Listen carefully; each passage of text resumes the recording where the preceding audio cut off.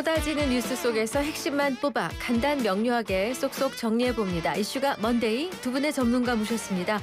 김지호 더불어민주당 대변인, 박상수 전 국민의힘 대변인 두 분입니다. 어서 오십시오. 어서 오세요. 네, 안녕하십니까. 반갑습니다. 네. 자, 지난 토요일 민주당 전당대회 결과부터 보겠습니다. 민주당 신인 당대표에 정청래 의원이 선출됐습니다. 정 대표는 전당대회 득표율 61.74%, 그러니까 박찬대 후보에게 거의 2배 가까이 앞선 득표를 했습니다. 네. 대의원 득표에는 조금 미세하게 박 후보가 앞서긴 했지만 처음서부터 끝까지 일관되게 우세를 유지하면서 당선됐는데, 자, 근데 이 평당원, 당원 주권주의, 이게 이제 첫 일선 같습니다. 이제 민주당이 그렇게 가는 겁니까? 저희는 이제 권리당원이라는 표현을 많이 쓰고요. 네네. 이재명 대표 시절부터 당원 주권주의를 굉장히 강화했기 때문에 네네. 당원 대회에서의 그런 어떤 그 영향력, 퍼센테이지도 굉장히 올라간 상황입니다. 네. 이번 선거에서 좀 특이한 점은 권리당원의 지지율도 처음부터 끝까지 비슷한 기조를 유지했고, 그리고 국회의원들의 그런 조직력 지지, 대의원 지지도 거의 처음부터 비슷한 지지로 이렇게 특정 후보를 지지했습니다. 과거 선거 보면은 좀 어느 쪽이 몰리면은 어느 쪽이 깨지고, 그렇죠. 뭐 이러면서 이렇게 새가 몰려가는 측면이 있었는데, 이번에는 그냥 권리당원과 어떤 그 대의원이나 국민여론까지. 이게 비슷하게 가다 보니까 네. 저희도 참 이 결과가 어떻게 될지 궁금했는데 네. 결국은 정청래 후보가 승리했습니다. 네네. 말씀하세요. 네. 대변인. 저는 이제 민주당이 뒤에도 좀 제가 이야기를 하겠지만 입법에 있어서 입법에서 기득권을 가지기 시작하는 게 사실 그렇게 길지가 않아요. 그러다 보니까 민주당이 뭔가 법을 만들고 규정을 만들 때 보면 이게 법과 규정이 양날의 검이 될 수 있다라는 것을 좀 놓치는 경향이 있는 것 같습니다. 네. 이 전당대회 관련돼서 당원 당규도 이재명 대표 시절에 이렇게 권리당원을 강화하고 대의원을 약화시키고 그다음에 당대표의 권한을 굉장히 키워놨어요.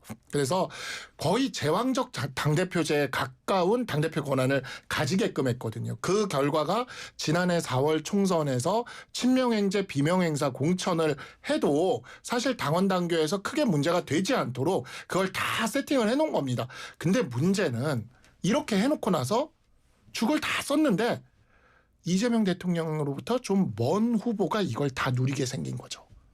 박찬대 의원이 이재명 대통령보다 가까운 후보라는 거는 뭐 민주당이 아무리 부정해도 세상이 다 알고 있습니다. 근데 먼 후보가 사실상 그와 같은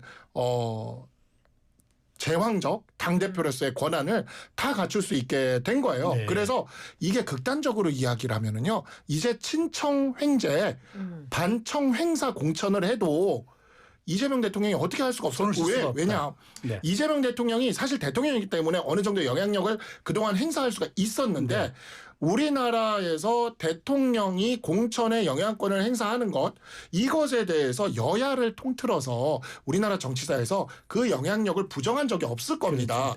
그런데 지금 김영선, 명태균 이 특검 수사로 인해서 그에 대해서 처벌하는 전례를 만들고 있잖아요. 네. 이렇게 된 이상은 이재명 대통령도 이게 그대로 적용될 거거든요. 그러니까 법이라는 게 이게 항상 양날의 검과 같은 거여서 이제부터 굉장히 재미있는 일들이 벌어질 거다. 처음에는 큰 문제는 없어 보이겠지만 정청래 의원이 자기 길을 가기 시작을 하는 순간부터 이재명 대통령이 대표 시절 만들어놨던 모든 규정들이 정청래 의원에게 도움이 될 겁니다. 아하, 그렇게 되는군요. 제가 좀 반론이 있으실 것 같아서. 저희 당내 상황을 잘 모르니까 이제 저런 논평을 하시는 것 같은데, 제가 될 수 있으면은 뭔가 반박을 안 하려고 하는데 하도 진짜 얼토당토 않은 이야기를 하시니까 갑자기 좀 당황했습니다. 네. 저희가 느끼기에는 그렇습니다. 민주당은 당원 주권주의를 강화해서 결국 지난 총선에서도 국민의힘을 누르고 대승했고, 이번 조기 대선에서도 대승했습니다.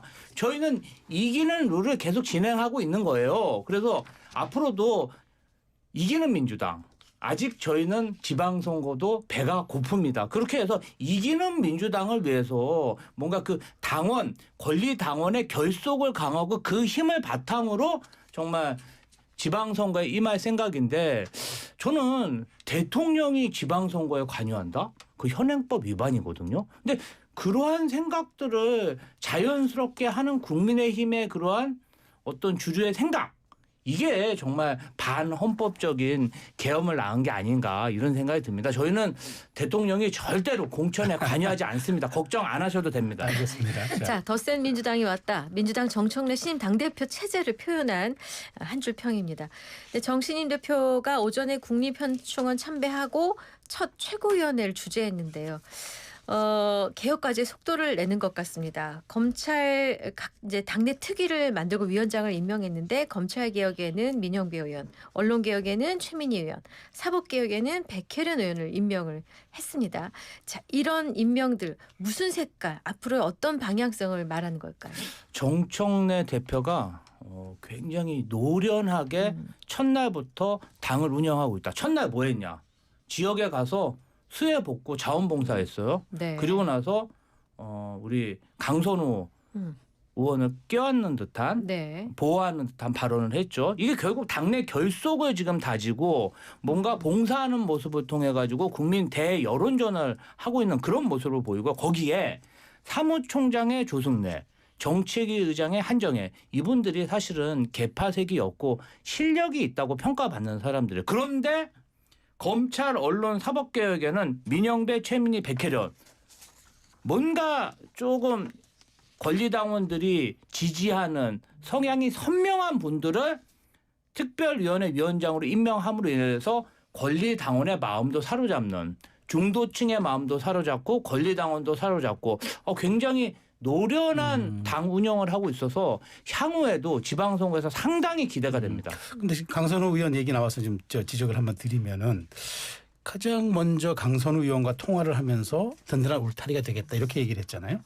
근데 사실은 강선우 의원은 여가부장관 후보였다가 야당뿐 아니라 여론, 그다음에 특히나 민주당 의원들의 보좌진에도 사실은 이제 지적을 받았던 분 아닙니까? 근데 이렇게 되면은 국민의힘에서는 이거 국민하고 맞서자는 거냐 이렇게 얘기를 하던데 어떻게 보세요? 주진우 의원이 그렇게 이야기를 했죠. 네. 저도 그 말에 동의를 하고요. 지금 이 전당대회 결과에 가장 좀 절망을 하고 있는 건 민주당 보좌진들이지 않을까.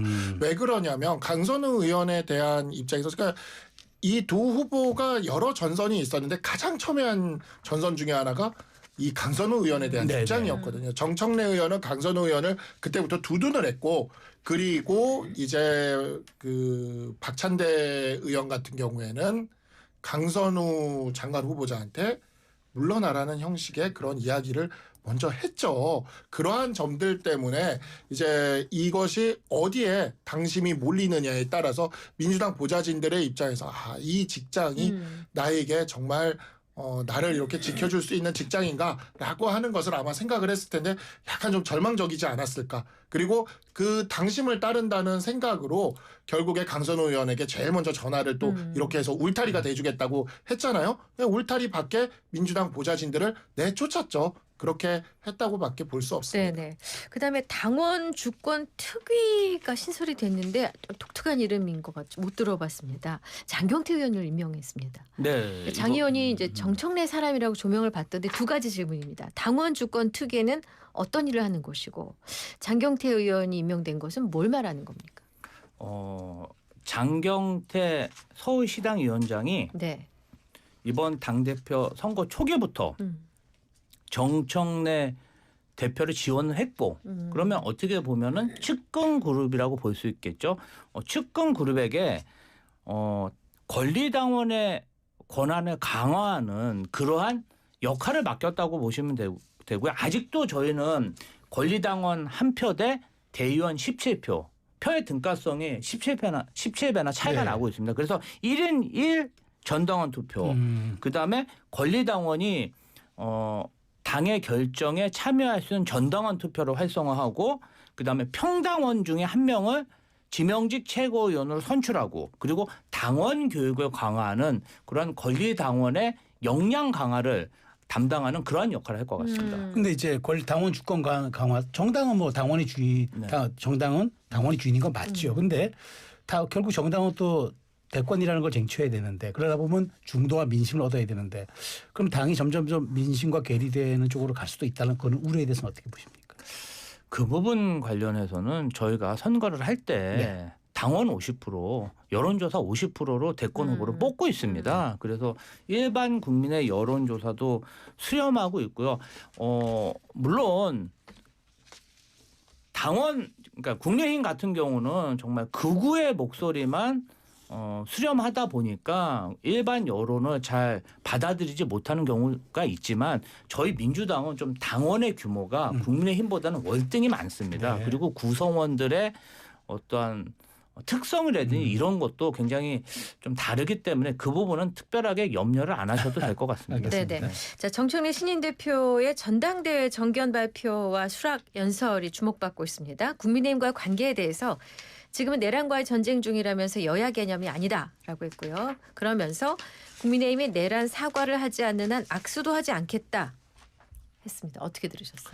그러니까 여당 대표로서 적절한 발언이라고 저는 생각이 들지가 않고요.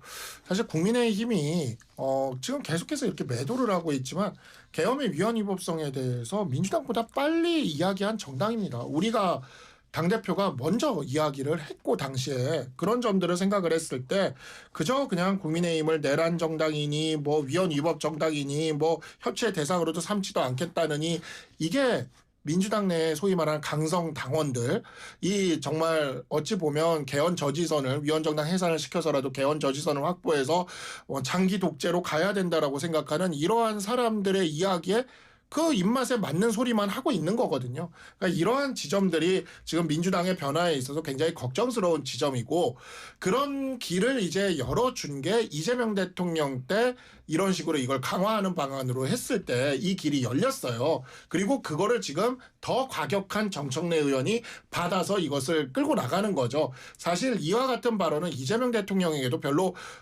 유리하지가 않을 것입니다. 그렇기 때문에 이런 부분이 앞으로 점점 더 마찰음을 내면서 민주당도 꽤 좀 시끄러워질 것 같다라는 생각이 듭니다. 그런 점에서 오늘 이제 사실 그 논쟁이 되고 있는 3법에 대해서 민주당이 속도전을 내고 있습니다.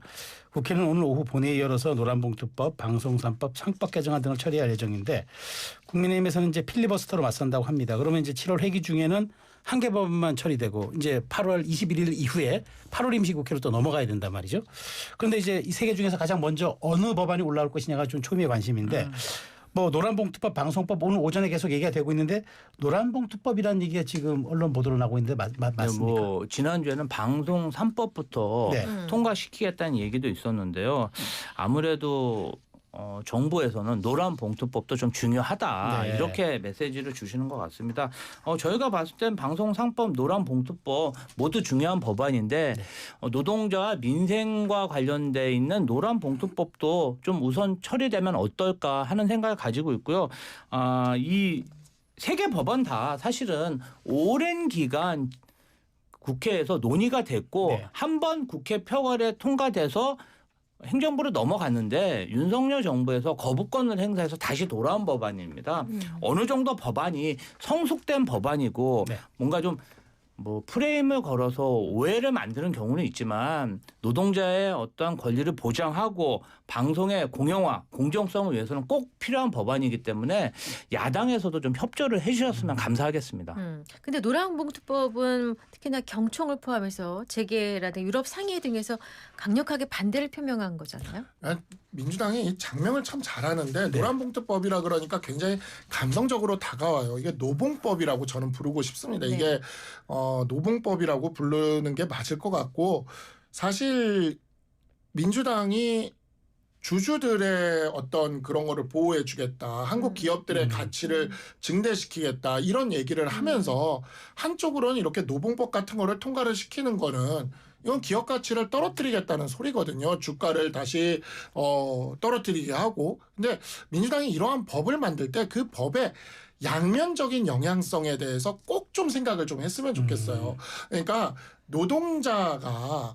노동자에게 최고의 복지는 기업이 잘 돼서 해고를 당하지 않는 겁니다.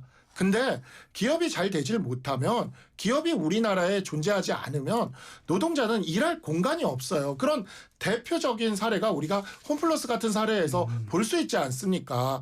노동자의 권리만 너무너무 이렇게 키워버리게 되면 심지어 지금 이 노봉법 아래에서는 노동자가 아닌 사람들도 이렇게 포함시키도록 한다라던가 과거 해고된 사람도 뭐 포함시키도록 한다 이런 걸 하고 있는데 이런 식으로 확대를 하고 이런 식으로 기업에 부담을 주게 되면 노동자들이 일할 공간이 사라질 수가 있어요. 그리고 무엇보다 주주들에게 굉장히 큰 타격을 줄 수가 있습니다. 이미 주식 양도세 관련돼서 굉장히 기업들에게 큰 타격을 줬지 않습니까? 이재명 정부 들어와서 지금 기업들은 어때요? 관세 더 내야죠. 그 다음에 세금 더 내야죠. 그 다음에 이제 주주들도 세금 더 내야죠. 근데 이제 이와 같이 파업까지 용이하게 만들어주면 기업들이 어떻게 버티라는 겁니까? 그러면서 또 관세 협상이나 이런 거 어려울 때 또 기업들한테 다 도와달라 그러고 도와줘야 도라에몽도 아니고 기업들이 그러니까 이런 부분들에 있어서 민주당도 좀 이제 국가를 전체를 경영한다는 생각으로 한쪽에만 이렇게 지지자들만 보지 말고 이 복합적인 면을 좀 볼 줄 아는 수권 정당으로서의 면모를 갖춰줬으면 좋겠다는 생각이 듭니다. 관세는 미국 국민들이 미국 정부에 내는 겁니다. 대한민국 기업들이 내는 게 아니고. 그러니까 그런 부분에 관련해서 사실관계가 틀린 부분을 이렇게 공중파 방송에서 이야기하시면은 저는 팩트가 틀렸다고 생각하고요. 노란봉투법 관련해서 원청과 하청 노동자와의 관계 그리고 모든 쟁의 행위에 대해서 불법이다 해가지고 노동자에게 수십억 몇백억 이렇게 재판받는 게 저는 정의롭지 않다고 생각해요. 유럽에서도 다 노동쟁의를 인정하고 있습니다. 왜 대한민국만 선진국 노동 환경을 이렇게 따라하면 안 되는 겁니까? 이 부분 관련해서는 노동자의 삶과 그런 노동 환경에 대해서 국민의힘도 전향적으로 한번 생각해 주셨으면 합니다. 불법적인 쟁의에 대해서 소송이 이뤄지는 것이고요. 그건 불법적으로 하지 않으면 되는 거예요. 그리고 관세는 그런 식으로 따지면 그러면은 관세가 우리 기업에 영향이 없는 거면 30% 해도 되고 50% 해도 되겠네요. 그 15% 뭐하러 그러면 이재명 정부가 이렇게 노력해가지고 낮추려고 노력을 했겠습니까? 제가 진짜 이해가 안 되는 건 과거 이명박 정부 때 관세 관련돼가지고 한미 FTA 해가지고 관세 사실상 0%로 만들어 놓고 우리나라 기업들한테 이렇게 좋게 했을 때 그때 민주당 얼마나 길거리에 나와서 난리를 쳤습니까 그때. 그래 놓고는 지금은 관세 15%가 매겨지게 생겼는데 그걸 잘했다고 얘기하는 그것도 말이 안 되는. 근데 그 과정에서 우리나라 기업들이 또 얼마나 많이 노력했습니까? 알겠습니다. 얼마나 많은 희생을 네. 관세 논쟁은 했습니까?